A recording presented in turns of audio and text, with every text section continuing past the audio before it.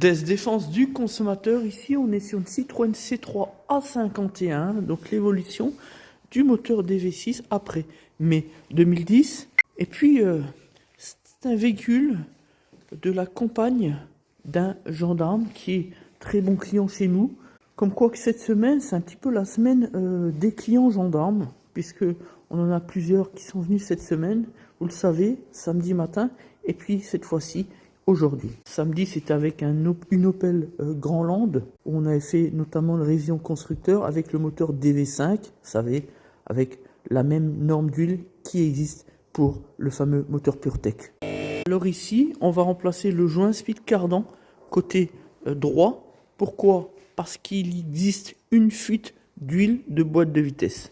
Ce qui va impliquer de déposer le cardan, en tout cas le décaler, dégraisser, tout bien nettoyer. On repose un joint SPI donc de cardan de transmission à endroit neuf et c'est reparti. On dégraisse, on remet de l'huile de boîte de vitesse toute neuve, etc. Et puis nous allons également remplacer le kit coupelle plus le contrôle des amorceurs pour voir s'il n'y a pas un jeu axial, puisque la cliente qui était là tout à l'heure avec son petit bébé, par ailleurs, nous a indiqué qu'effectivement sur place elle avait un petit craquement, un petit claquement. Nous avons été essayer le véhicule la semaine dernière avec son conjoint, c'est-à-dire le gendarme.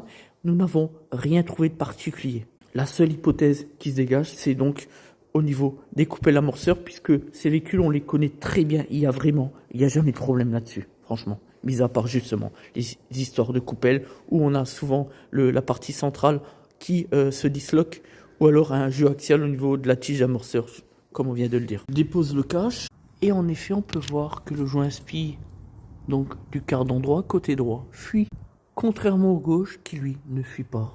On dépose les deux vis, en tout cas on les dessert aux 3/4 du roulement au passage du cardan droit. On décroche ici et on va libérer l'ensemble, on vidange et après on remplira ici, juste là.